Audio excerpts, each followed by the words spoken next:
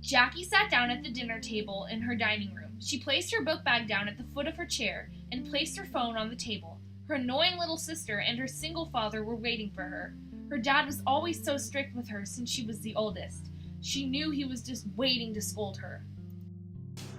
Jackie, you're late. Jackie looked down at her plate of rice and chicken. It needed some color. She stood up and walked into the kitchen.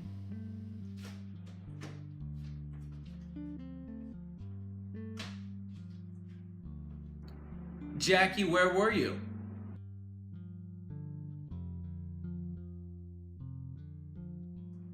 She walked back in with a piece of cantaloupe. I had detention. Again? That's the third time this week. Jackie sat down, ignoring her father's reaction. Where's my phone? Your sister's playing that kangaroo game on it. What? Molly, give that back. No, Jackie, let her. You're always on that device. Plus, I'm taking it away for a week. That is so unfair, Jackie said, slamming her plate on the table. Go to your room, young lady. Mom would have been more understanding, Jackie said, storming off to her room. It was so unfair. Jackie just told herself that everything would be fine. It was Thursday, and tomorrow would be Friday. The weekend would come, and she could leave the house. She hated being home with her family. Her mom was the only one who understood her, and she was dead. Jackie looked up at the full moon in the sky, thinking about her mother.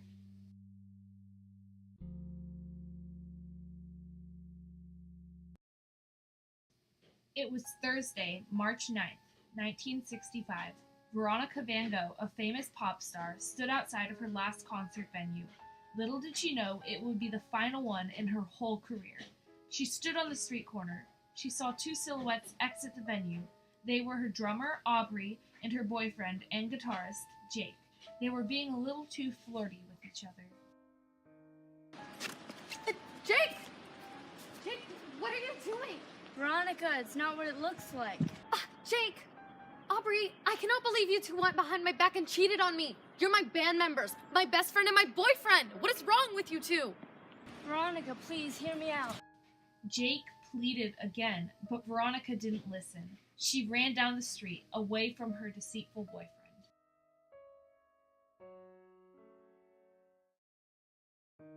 Meanwhile, back to present day, Jackie snuck out her window and tried to hop onto her dad's motorcycle. She had decided that she was going to run away. The street lamps were dim and fog was lacing the streets. It was 1 a.m, the perfect time to escape. Her backpack contained money, food, clothes, an ID, her iPod, and a pocket knife. She was going to leave and never come back. She tried to start the motorcycle, but the engine wouldn't turn on. Jackie kicked the piece of junk in frustration. "Stupid scrap of metal," she said under her breath. She turned her head, seeing a bus stop across the street. That would be her perfect escape. She took a step into the street, but an oncoming car with 2 rich kids in it didn't see her. They hit her with the car. The last thing Jackie saw were the 2 bright headlights in the fog. Back to 1965, Veronica ran down the road. She looked up at the traffic light. It turned red, and the street seemed dead. Veronica! It was Jake. She was not going to face him, not now. She ran across the street.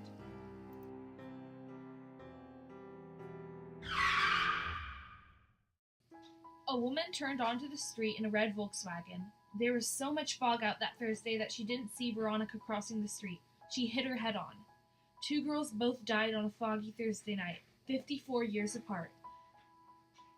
They both got hit by a car at 1 a.m. You might be thinking this is a tragic short story, but it isn't. This is only the beginning, because something strange happened. Neither girl died, and neither were injured. They switched places. Both girls were thrown into 2 different time periods. Veronica, the pretty, popular, talented pop star, was thrown into the year 2019. The rebellious, apathetic high school student, Jackie, was thrown into the year 1965. 2 totally different yet unfortunate girls. on the night of a full moon. You're probably wondering what will happen next. What lessons will they learn? Will they return home? Well, that's up to you to decide.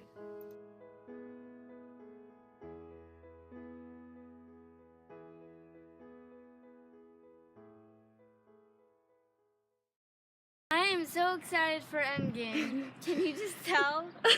No. Tony Stark is not gonna die because he's too awesome to. That's not a real And- reason.